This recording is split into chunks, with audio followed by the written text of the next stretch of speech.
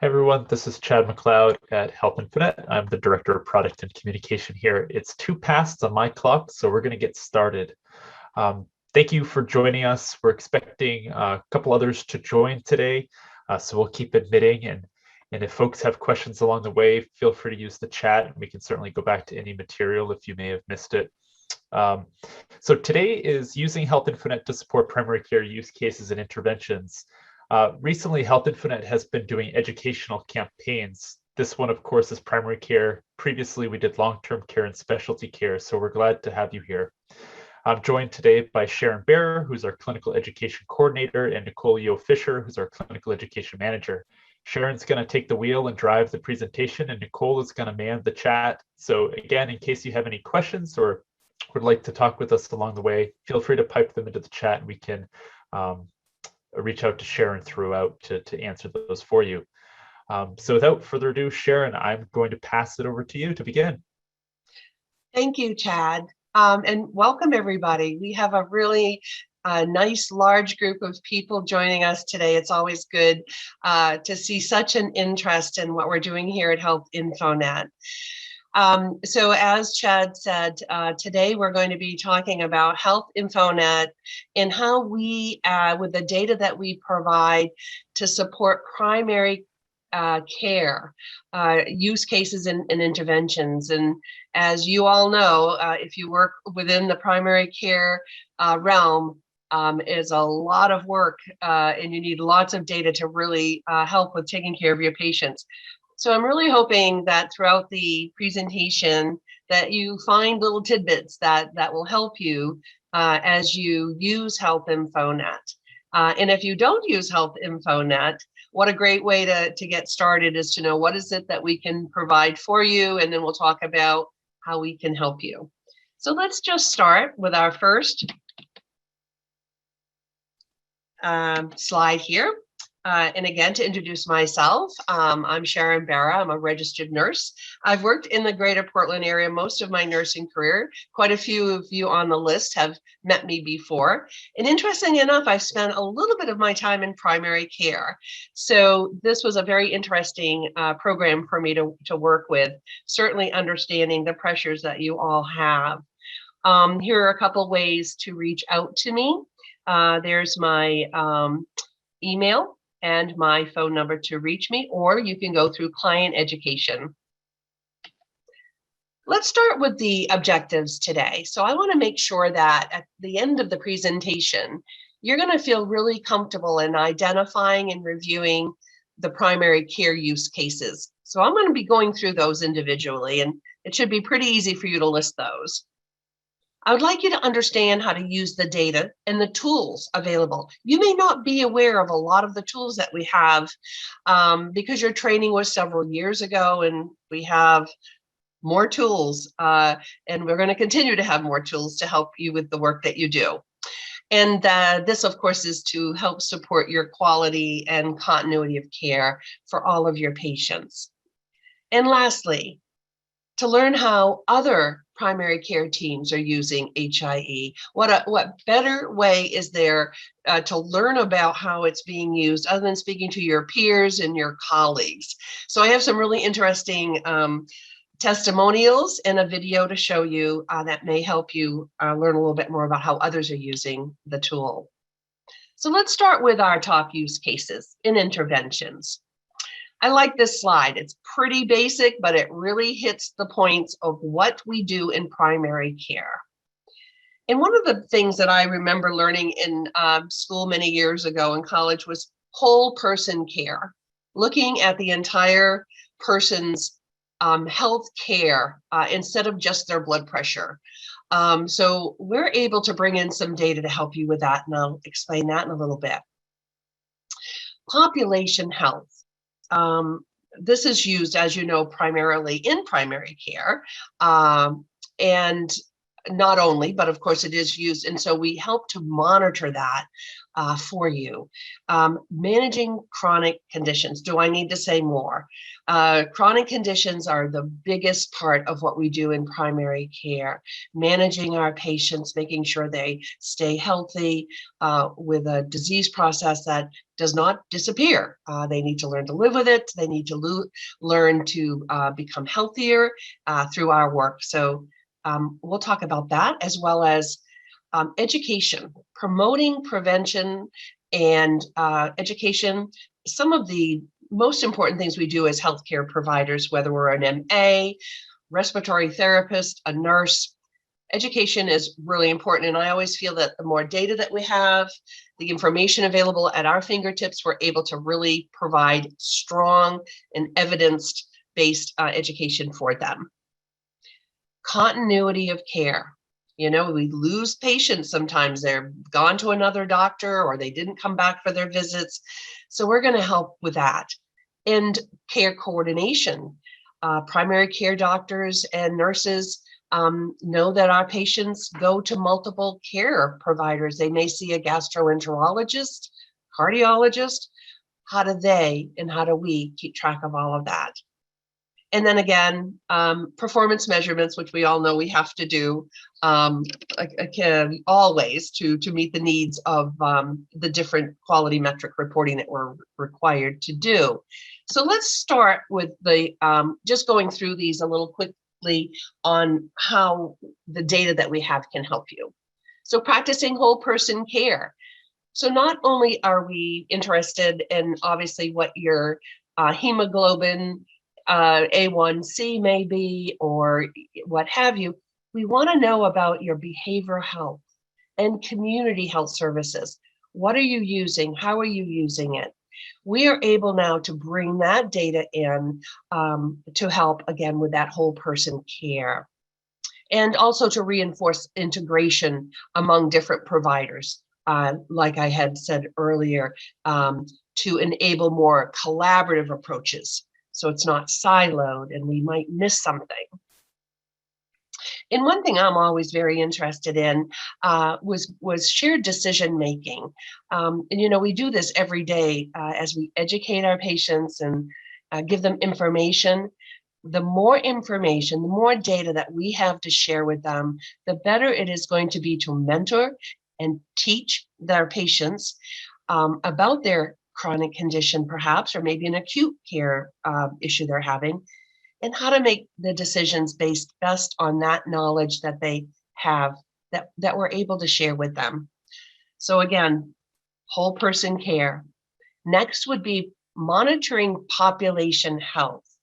And again, this would be your panel of patients that you're working with. And we've always liked this word in medicine is proactive. Let's do things before we need to be reactive, so we can help to identify our patients and with their chronic condition and preventative health services. And you know, to looking and making sure they get their tests and their screenings. And it also allows the care teams to have a complete view of their patient's health and to better monitor their progress. Did they have their colonoscopy? Did they follow through with the medication regime they were started on? Very good information available for you, and to measure and respond the patient's experiences. As you know, a lot of the offices that I go to and that I'm familiar with give out surveys regularly. And it asks you, were you happy with the information that was available for the doctor? Did they, or nurse practitioner, did they have the information? The more that they have, the more that you have your hands ready with this data, you can just see your patient sitting there saying, wow, I just had that x-ray done yesterday morning and you already have that result. Those are the type of things, patient satisfaction, so important. And then of course you can see that they're going to follow the advice. They're going to be more involved in their care. So I think that's a very, very important one. Now, of course, managing chronic diseases, this is very complex. It takes up a lot of our time. So what can we do at HealthInfoNet with our data to help you?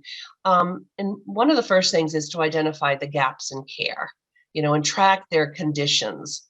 How are they doing? We actually can even look at laboratory data in a cumulative results to see if there's any trending any trending issues with their hemoglobin.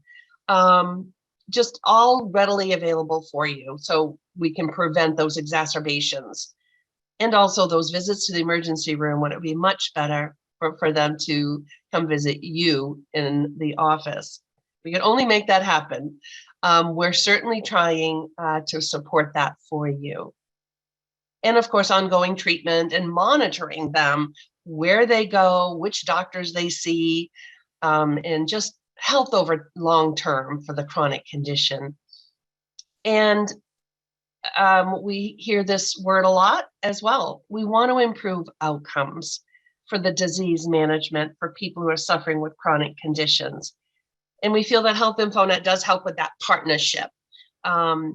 And also because they're involved, they know what's going on, you're able to share with them more data and help, again, with that very important decision-making process.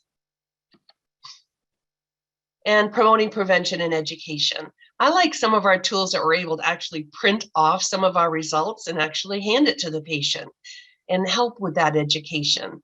And talk about their lifestyle changes, maybe vaccinations. COVID vaccination is a big one right now. How are they getting it? Where are they getting it? And when is it time for all the different screening tests? As a nurse myself, I forget which test am I going to be due for next. So I could go on HealthInfoNet. My doctor could look and see what I've had recently. Simple things make a big difference in how we care for our patients. And we do this all the time when we identify our major risk factors through screening when a patient does come to see us in the office. And that's wonderful information to have available for you. And again, through education is helping patients to understand health concerns by addressing them. Smoking, drug abuse, alcohol, vaccinations. And again, the old saying, an ounce of prevention is worth a pound of cure. We all know that. In continuity of care, again, because we're available 24/7, 365 to have the secure access to the record here in the clinical portal, you can engage patients when it matters most. Are they sitting in an emergency room at 2 o'clock in the morning? Well, where's the doctor going to get information that they need? On HealthInfoNet. Continuity of care. And it can allow the teams in your office to identify and assign active patients to a panel to track and monitor the time-sensitive healthcare activities in real time. And that is called the notification tool. Some of you on this call have used it. Some of you may never have heard of it before, but before the end of this, you're going to know a lot about HealthInfoNet notification tool. And you're going to know how to reach out to us to help you learn how to do that for your patients. And also just to enhance communication methods and data accessibility across all the different providers and the systems of care, whether it's physical therapy or the IV cancer center, very important for continuity, and then care coordination. A lot of your offices, I believe, if I remember correctly, we had a care manager in almost all of the offices, or one care manager for several offices, to really help with that care coordination. And again, why are we even doing what we're doing in healthcare? To improve the quality and safety of patients' care. We also want to work with transitions as they go from a hospital to a nursing home or to long-term care, to do and to coordinate with all the other protocols that are needed, and to have them understand what that means, and to follow up with patients in their journeys through the systems of care.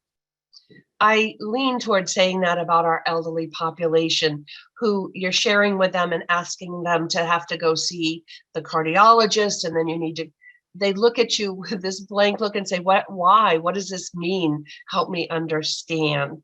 So referring in consultations, it's going to help that care coordination person be able to remind the patient of their visit and to get the results right away and be able to report back to the patient. Again, reassurance, education, collaboration. You're going to hear these words a lot because this is what we do. And I think it is so important for primary care. And lastly, is the performance measurements. So you all know you're doing reporting to the ACO if you belong to one, the CMS, MIPS, NCQA, many more. And we're able to get that information to you to fill those data caps with, particularly with longitudinal information that's needed. Anything to make your life easier, having to gather this information for the state or CMS. And because of our analytic tool, we're able to produce quality utilization and predictive risk measures as well. So we also track health outcomes and equity, both on clinical and community activities, as well as determinants of health and well-being. So with all of that said, okay, so HealthInfoNet seems to be have a lot of information. Where does this information come from? We are connected to all health systems, the acute care hospitals as well as the critical access. A majority of the ambulatory facilities that are either associated with those health systems or federally qualified healthcare centers. Reference labs, Nordex, Quest, Doll Chase, and more are coming regularly. We have additions to data and who's joining us and HealthInfoNet. It's wonderful to see the interest out there. We're also get medications through SureScripts, as well as Maine Health pharmacy databases, and some behavioral health. So getting back to whole person care, how can we do that? Well, we're collecting information that is sensitive, but we are available to have you look at that information if necessary. We also have, like I had said earlier, post-acute care facilities, rehab, and Maine emergency medical services. So a lot of data, boy, that anyone on this call who needs information would be happy to hear all of that. What's available? Again, if you use the clinical portal, and again, I've trained some of you on the call, you know this. But for those who have not, when they're saying, okay, what's actually in the system? What can I see? Well, let's talk about that. Demographic information, very important. Encounters, where the patient has been, diagnoses, problems, allergies, vital signs, immunization. And as I had mentioned earlier about COVID immunizations, very important for a lot of people to know that. Medical history, radiology reports and labs as well. Social determinants of health, and again, mental health. And this is just, and I'm going to show you just a little bit of this information when I do a transition over into the clinical portal to give you a little peek at that. Now, who uses HealthInfoNet? Everybody who is connected to us, and it varies. Nurses, medical assistants, probably the highest utilizers, with physicians, hospitalists being right up there as well, emergency room providers.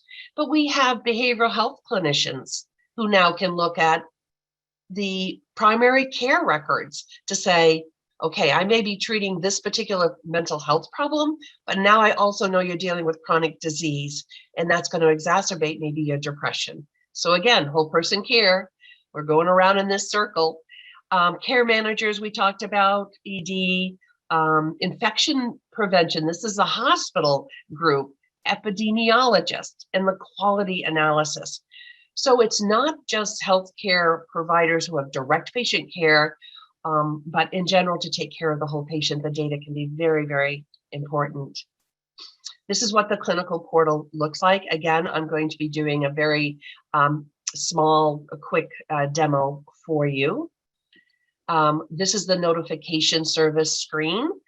We are going to show you in depth a little bit more about that. Again, to remind you, this is a real-time alerting to you, to your panel of patients, time-sensitive events that make it possible for you to establish the right care plan at the right time. So you'll know when a patient is sitting in an emergency room in the Bangor area, if you're down here in Portland, and you'll know soon what was going on because the information from the history and physical will be available for you. So this tool is quite amazing. We'll go into that a little bit more in just a moment. And HIN context application, this is an application that is embedded in some of the EHRs in the state of Maine, where it's an abbreviated data area, so you can look quickly at a particular patient's HealthInfoNet clinical portal.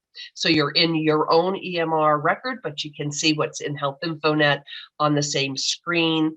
And it's just a quick way. Emergency room, this is vital for them to be able to, when time is of the essence. Excellent information. And this is fairly new, so you may not have heard about it. So we're glad to be able to share that with you. In the analytic and reporting platform, this is different. It has to be gotten to a different way through the clinical portal. But again, if you're interested, you want to know more information about it, this is not used in the general training that I do, but this is great information for leveraging real-time data. So just to recap, for our first portion is, what is HealthInfoNet going to do for me in my office? Whole person care, pop health, chronic condition management, education, continuity and care coordination, as well as performance measurements. So whenever I'm going around the state and talking with people in their environments, it is so nice to meet with them, and some of them who have used it, to really get some idea of, how does this work for you specifically? Can you give me some ideas? And it is amazing what we get for how important it is for them to have HealthInfoNet. And some of the reasons is because there's challenges working in primary care. And I was telling Chad, who introduced me earlier, that developed this slide, that I absolutely love this slide because I'm a very visual person. But for me, so we have this target, this middle of this target where we need to reach to get the information we need, but how do we get it?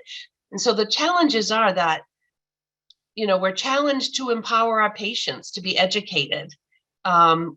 We're challenged to obtain evidence-based decision support tools so the patient can make the best decision.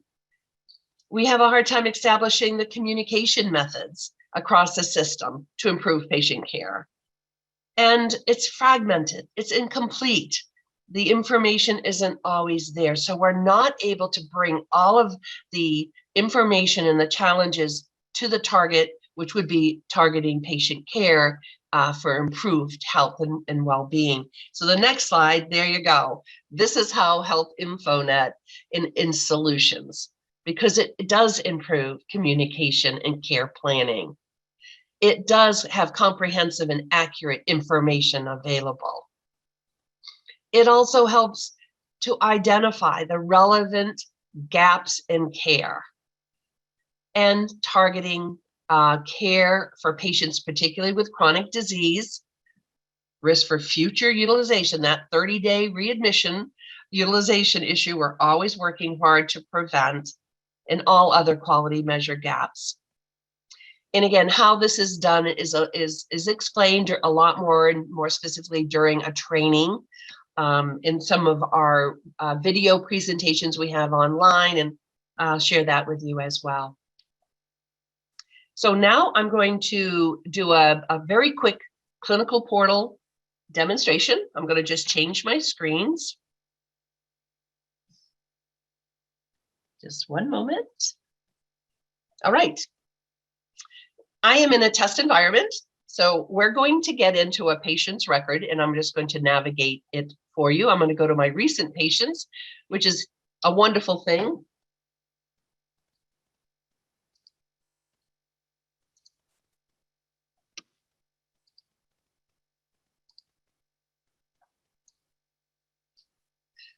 Sorry about that.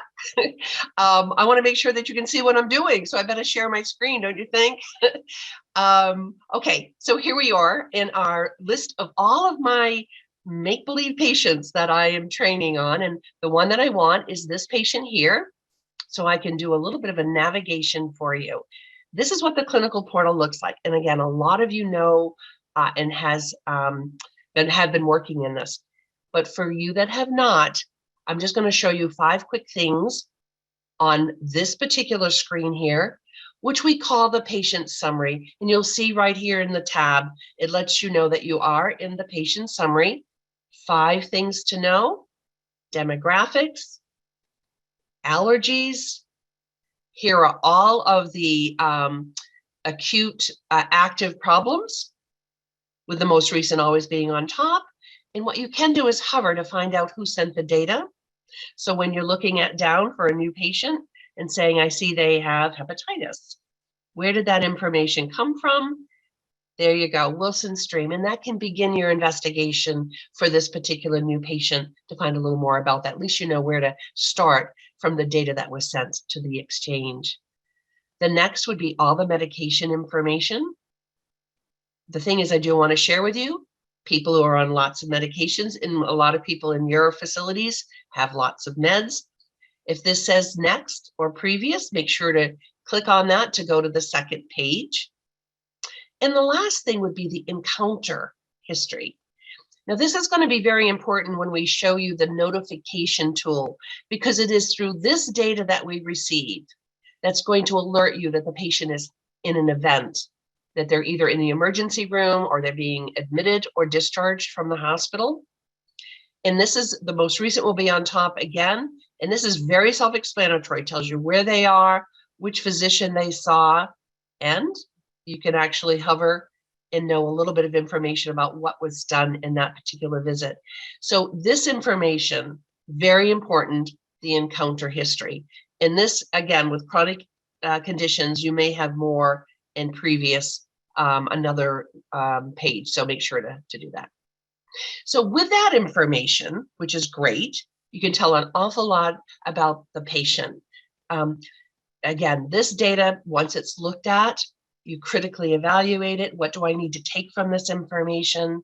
Wonderful, quick, fast data for you. Over here, though, and I'm going to move this over just a little bit,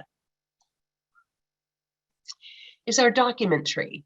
And this is a lot of documents that are going to support the data that you'll see over here. For instance, if they were brought into the emergency room, you want to look at that discharge in history and physical. And by clicking on that, you're going to click on the one that you want, and it's going to be coming in this screen, and you can print it off. No waiting by the phone, no waiting by the fax machine. It is here for you. We also have emergency, immunization, laboratory. Want to just quickly let you know that in the laboratory, we color code it. Just again, look at it quickly. You can see this person has some type of hematological issue going on. And quickly, when you click on that, again, here's your result. And I talked to you about cumulative results. Please take a look at that if you want to. And I'll show you how that works. It's a great tool. We also have manuals on how to use that. So there's our laboratory, our operative, our office visits, radiology, great information for you to have readily available. And up here, we have these great tools that you're able to say to the clinical portal data, I want to see what was done on this patient just in the last 14 days. Take away all the other information. It's so, because you're going to see there's a lot of data for these patients that have been in the system for over 10 years. So last 14 days, it'll tell you everything in here, what was done in the last 14 days. So kind of, again, play around with that as well. Or you could also look to see all the places the patient has been. So you're looking to see who else is this patient seeing. You can see all the organizations that the patient was seeing. And then underneath that would be everything that was done at that particular facility. So again, some little tricks that help you to work quickly. You've got to look at this information and get your third and fourth patient in the room before the provider comes out and taps his or her, fingers. Where's my next patient? Got to look quickly. And this is the type of stuff that's going to allow you to do that. And just an easy one here. If you're looking for a COVID test, you're going to put in the word COVID. We do not have a COVID test on this result.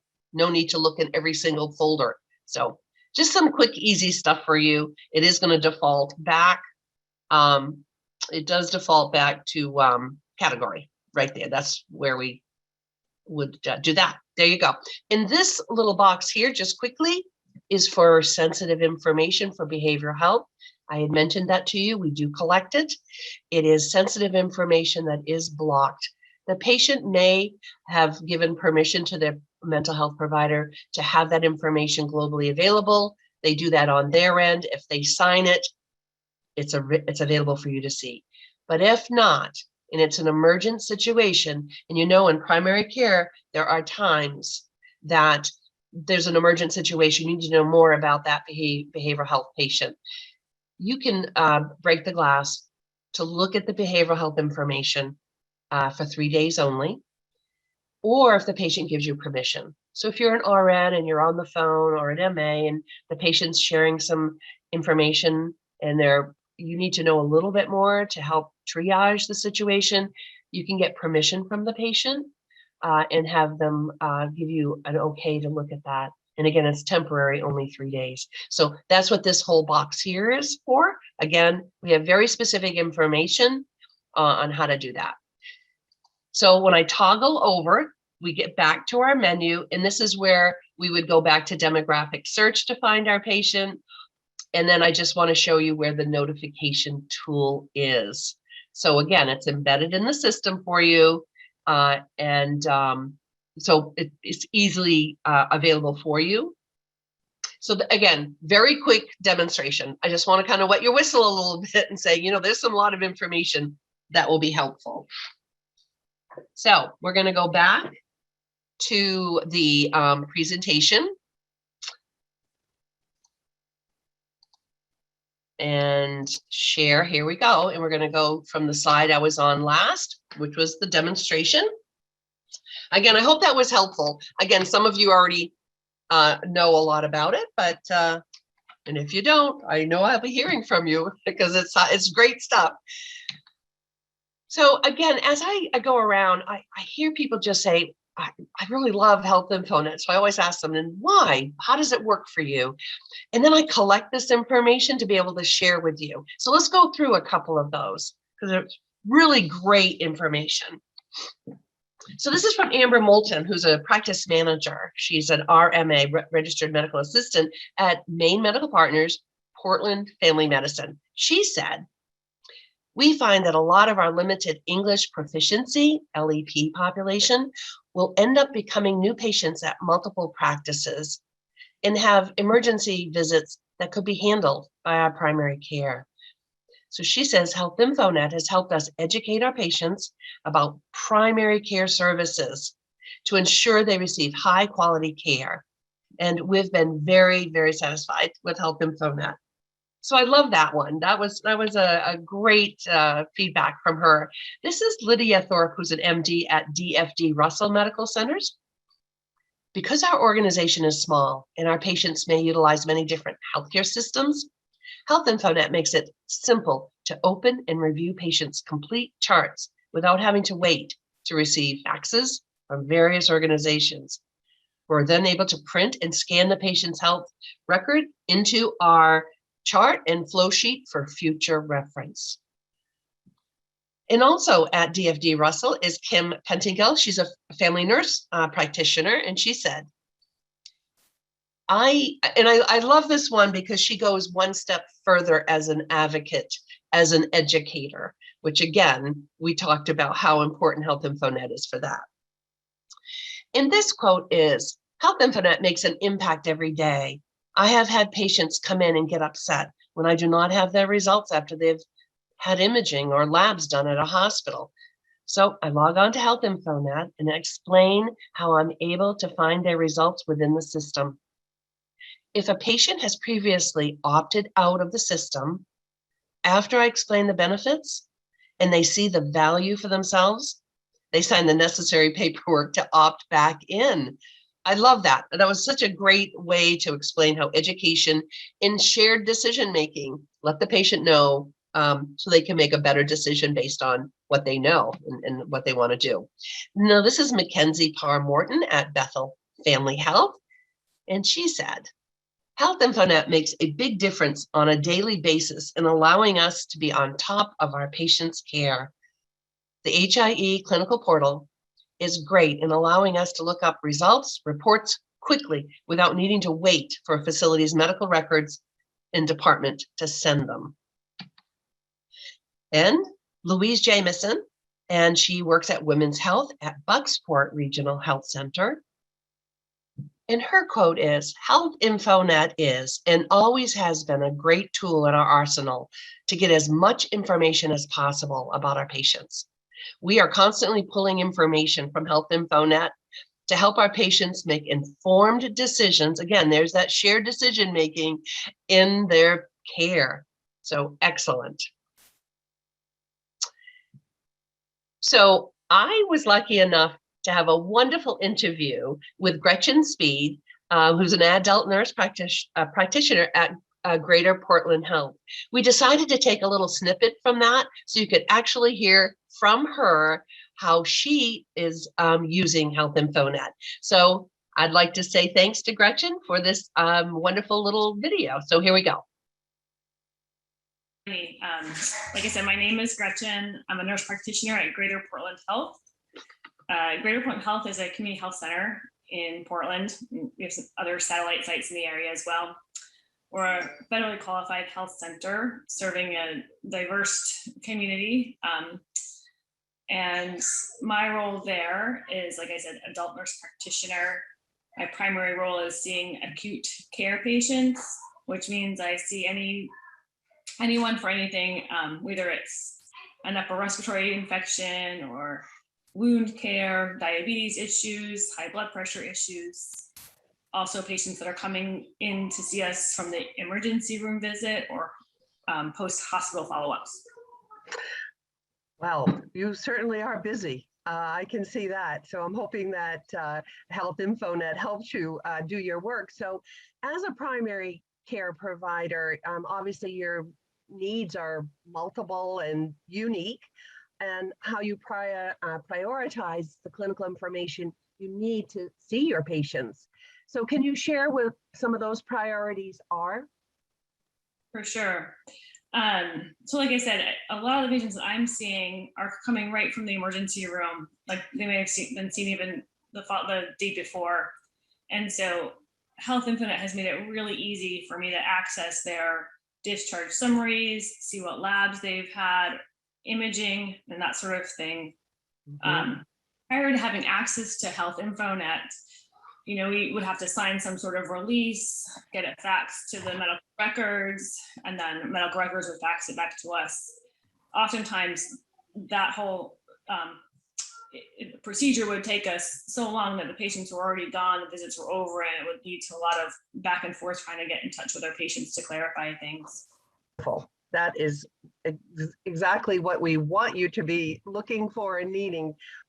So to finish up, if you could share with me sort of like some examples of how the clinical portal data really makes a difference in providing quality patient care for you. I mean, I've used HN in numerous patients, probably almost on a daily basis. So, again, like someone coming back from the ED and expecting labs that weren't completed when they left there, like urine culture results, for instance, and I can look at that and then treat the patient right in front of me if they weren't treated. Looking to see if they were referred somewhere from the ED, and I can get that access really quickly for them through HIN. Also, being able to follow a patient I've sent to the emergency room or sent to the hospital and seeing the lab on a day-to-day basis has been really helpful. Wonderful. I am so happy that you can use HealthInfoNet, and it's helpful for the work that you do. And I thank you for the work that you do at Greater Portland Health. It's wonderful work. And I also want to thank you for your time and your input today, Gretchen. Thank you so much. Thanks, Sharon. Like I said, we're grateful for HealthInfoNet. It's making our job much easier.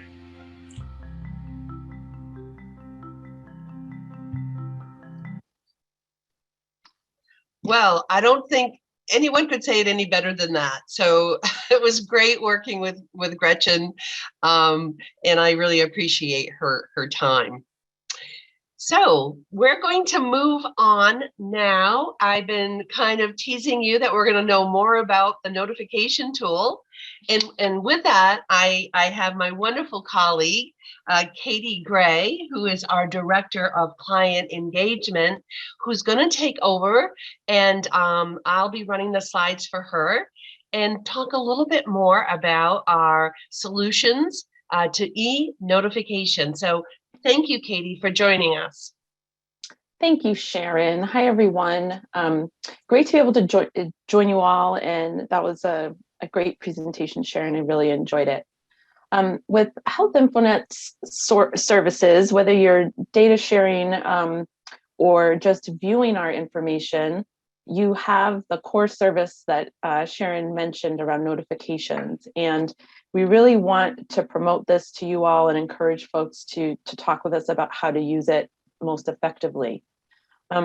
What you all may or may not be aware of is that the hospitals in the state of Maine, as well as across the country, have a new conditions of participation requirement from CMS. That's a mouthful. Folks that work for health systems or have a background will know that the Joint Commission will survey folks around those conditions of participation. And there's a new one that goes into effect May 1st, so right around the corner here. And so we wanted to talk to you a little bit about this because it directly impacts workflows with primary care as well as post-acute care. Next slide. Okay, so a little bit more information just at a high level about this rule. So all hospitals are required for all patients to send electronic notifications under certain situations and certain contexts of requests. And that's what we'll talk about on the next few slides. The two primary ways to think about this is that the hospital has to respond to notification requests from providers such as primary care and post-acute care. Those are the two main groups that this rule is focused on. And as you can imagine, the majority of activity from a patient population perspective is in the primary care space, which is why we're talking about this today. And the second situation or scenario is that a patient can request a notification be sent to a primary care provider, a post-acute care provider, or really any provider that they have a treating relationship with, and they want the information to go to them. We are not supporting the patient-directed workflow. That has to be done using secure direct messaging solutions embedded within the EHR at the hospital. But what we are supporting is provider-requested notifications through our notification subscription workflows. Next. So what is included for those that may not be aware of our notifications? There's a number of types of notifications you can receive from us, but what this rule is specifically focused on is just for a hospital requirement, and it's specific to admission and discharges for emergency room encounters, as well as inpatient hospitalizations. And then thirdly, observation status. So for those subset of emergency room visits or inpatient visits, as you will know them, if they get put into an observation status instead of emergency or inpatient, those are required to be communicated about as well for admission and discharge. This requirement actually helped us close a service gap to you all by creating a new notification for observation, admission, and discharge. And so if a patient visit starts off as an emergency room visit, and then it changes into, in our world, an outpatient classification with that observation status, we will be able to trigger a notification of admission and or discharge nonetheless with our new notification type. So that is going to be going into effect later this week, and you will be getting emails as users and contacts from our team about that new notification type and how it works. So we're excited about that. And so, we are receiving this information from the hospitals in real time, and then we, as you know, we have it available to you so that if you want to request notifications, you can do so. What I would also say, though, is that hospitals are implementing different workflows based on their own compliance requirements for this new rule. You may start to see an increase in secure direct messaging into your environment as it relates to this rule. If you are a participant of HealthInfoNet and you're receiving those notifications from the hospitals in your community or elsewhere, you can instead choose to receive them from HealthInfoNet. And so there's a bit of a workflow to kind of monitor and work through as it relates to this topic in the state of Maine. But we're here to support you. And if you have any questions about the workflow, or you want us to sort of facilitate follow-up around it, please just reach out to us and let us know. We're happy to help, because it's kind of a new thing that everyone is working through right now. Next. Okay, so I think we've covered some of this, but this is really, again, talking about the workflow around how a patient's admitted. Sometimes they end up getting transferred to another facility, or a hospital, or a post-acute care facility. All of that is required as part of this workflow. And our team is here to provide that service to you all. And then lastly, audit all of that. And so one of the things the rule requires is that we audit that notifications are delivered or not delivered, so that that due diligence is in place, and we will be doing that as well for the hospitals. Next. All right, Sharon, that's it for me. I'll pass it back over to you. All right, thanks a lot, Katie. I know that was a lot of information, but I'd like to share with you that we are available for training and education, support, guidance, answer questions. And I also want you to know about, let me just get to my next slide, of the information that we have available for you. So again, the personal support would be education. Right now, still through Zoom, but hopefully soon we'll be able to go to your facilities, which I really enjoy going through the state of Maine and meeting a lot of you in person in your actual environment. So you can reach out to us at our email, which is the clienteducation@healthinfonet.org. We also have the HIN Academy, where you can take online courses. So you have a couple new people coming into your facility to work, and you just can't find the time to get an in-person or a Zoom education. We do have that. We have a use case and tutorials. We have webinar series, such as the one we're doing here, that not only are they live, but we do video them and tape them, and you can go on our website and actually see them. And we've done some on long-term care, specialty offices, and what have you, and also on how to use the notification tool, and training resources as well as the communication package.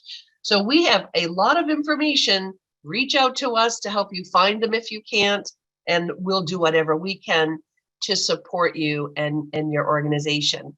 So this is the education team. I have Nicole Yo-Fisher here, as well as myself, Sharon Barra, and our numbers to reach out to you. Would like to now, at this time, open it up to any questions, or perhaps have Nicole answer some of the chats. Sure. Hi, everyone. So I know there's been some information and questions in the chat. I'm just going to hit a couple and let you know that I did put some links to a lot of different things that Sharon mentioned in the chat as well. I know one of the questions was around selecting a reason for entering the record. So that's usually a pretty typical question that we get in training. And how Sharon and I train on that is that we don't require you to pick a certain thing, a particular reason for entering the record. Usually it's around what's applicable to your role or the reason for you entering the record. So Certainly don't feel a lot of stress around that. Just pick whichever one you think is most appropriate. Another question that we got in the chat was around breaking the privacy seal. So when you initially open a patient record, I know we're trying to abbreviate the training as much as possible, so we didn't have Sharon get into all of the details that we normally would, but when you initially open a patient record and you select that reason, there is a text box that pops up. You don't have to put anything in that text box. So we know your time is precious. You don't need to write a reason in there. But if you are breaking the privacy seal for that sensitive data that Sharon did mention, so if you're getting verbal permission from your client or patient, or if you're in the emergency department and you have an emergency reason for needing to see that sensitive or mental health data, we certainly highly encourage you to write something there.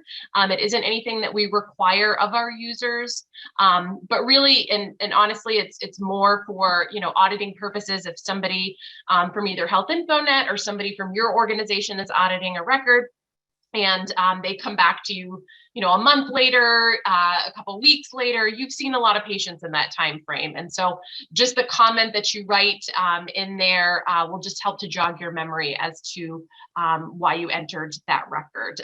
But like I said, nothing required, just highly encouraged. I did put some links, like I said, so we have a ton of information on the website that Sharon said. So we do have a lot of stuff around notifications and some of our previous webinars that folks can view, and some user guides.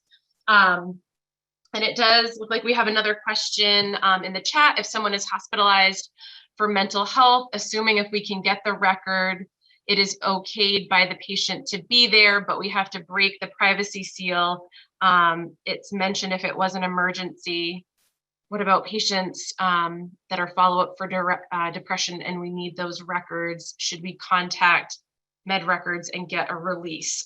Brittany, I hope I'm understanding your question, that I answer it the best way here. So if someone is hospitalized for mental health, that's a great question. So it's kind of twofold and a little layered. So if they were hospitalized at a psychiatric hospital, unfortunately, the psychiatric hospitals in the state aren't sharing data with us currently. So you wouldn't be able to view any of that information. So if you're going into a patient record and you break that privacy seal, thinking that you're going to get hospital psychiatric information, you're not. The mental health data that we have in the portal currently is from community-based mental health providers who are only providing either mental health services. If they do provide dual diagnosis, they're only sharing the mental health side of things, because we don't take in any substance use data. And if you want to know who's actually sharing data, in the login screen, you'll actually see a hyperlink that says click to see data captured. That will actually show you who in the behavioral health area or behavioral health organizations that are sharing data. It will be listed there. Certainly, if you want to, inquire or know more about a patient, if they're being treated for depression, obviously it's important that you're getting that patient's verbal permission to do so. Really, the emergency way to access that data is if somebody is really at harm of hurting themselves or others, and it's very crucial. We all know that depression, it's important to know that your patient has a mental health diagnosis or is being treated for mental health reasons. But it's also important to know that that's really protected data as well. And so that patient would either have to complete a mental health opt-in form to have that information be viewed by everyone, or that they've given you that verbal permission to do so. So we do understand it's important, but it does have to be either by a verbal permission, emergency, or somebody completing the behavioral health opt-in form. I hope that answered your question, Brittany. Laura asked, I've noticed that some of my patients have been enrolled with HIN in the past, and there is no new information. Do patients have to consent to enroll annually? How are patients enrolled in HIN? Really great question, Laura. So the way that the model works right now is that everyone's information is opted in to the clinical portal, or what we refer to as the exchange. We use those terms synonymously. until they choose to opt out. So part of everyone who participates with us, they do go through, they're required to educate patients on consent one time only. When, folks are in the clinical portal, there's no annual renewal of that information. So certainly, Laura, to your question, there's a couple of things that could be factors in there. If this patient is not seeing a provider who's sharing data with us, that could be a reason why you're not seeing it. Sometimes folks who have previously, say, opted out, so if they were opted in, they went and saw a provider, that provider educated them to say they are a HIN participant, let them know if they wanted to opt out. That's certainly their right. We remain very objective about that. But they chose to opt out. They didn't want their information in the exchange. They completed the opt-out form. That information is not viewable. So we don't collect data at all during a time period where a patient has opted out. Certainly, too, at any point, a patient could choose to opt back in. We do have, an opt-in form, and they can do that at any time as well. So that could be another example where there is a long period of time where we weren't collecting data on that patient, and you're not able to see it. But hopefully that answers your question, Laura. Rhonda asked, I've also noted more and more frequently patients' info not being entered into HealthInfoNet. Currently, we have a patient hospitalized I'm assuming in November 2020, info there since since that time, same hospital. The patient's been hospitalized 3 times in an ER visit. None of it is in HIN and no notices received. Certainly, Rhonda, too, great question. Those sort of examples, we can definitely get some information from you securely. So via secure email, to do a little bit of more research on the back end of things with our interface team. A lot of times I will say, and this has been something that we've been working on, we are the housing unit of the information. We are beholden to our participants who have what we call that bidirectional connection. So those folks that are sharing data with us, they can at any time choose to not share that data with us and not send, a particular patient record. And, we're trying to work through that with some of those organizations, but oftentimes, we will reach out to the organization and inquire as to why it's not being sent to HealthInfoNet. And they just may say, we're choosing not to send it. And that's sort of the rationale behind it.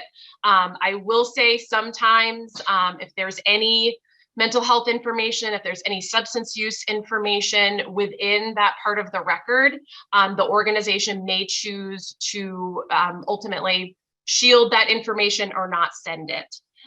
So I know, I've had folks that said, the reason why they went to the hospital wasn't because of behavioral health or substance use, but we're still not seeing it. And it could be just that there was something in that record that the organization was not comfortable with and they didn't send it to us. But certainly, please feel free. Like we said, we have all of that contact information on the website for you to reach out to us. Like we said, we need to be able to get any patient information securely. So don't send us any email with any patient identifying information, but let us know that you want to inquire about something, and we will do the work on our end to make sure that we get that secure email from you around the patient information. Any other questions? Holly, CEU or certificate of participation for today. I'll check with our director of communications and we'll get back to you around the CEU for today. We do offer a CEU for the clinical portal training that we do, so the full training. I don't believe this did get any permission for a CEU for today, but if you do go on the HIN Academy as well and go through the full clinical portal training, there is a CEU that is offered for that. So great question as well. I know we're right at 1 o'clock, so we did use the full hour. I'm sure folks probably have to drop off, but we are willing to hang out here for a second. If anybody has any other questions or if they want to unmute themselves and ask, we will just hang out here. And we appreciate you attending with us. We really enjoy doing these things, and these campaigns have been really fun. Sharon has put in a lot of hard work, and she did a fabulous presentation today. Like we said, that will be available on our website to view if anybody wasn't able to attend the full webinar or wants to share it with a coworker. That will be available to you. And to finish up, again, this is Sharon, and I want to just say thank you to all of you hardworking primary care providers and who support the many, many patients in the state of Maine. And I do hope that HealthInfoNet can certainly help you to do that. And again, thank you for all you do. Have a good week.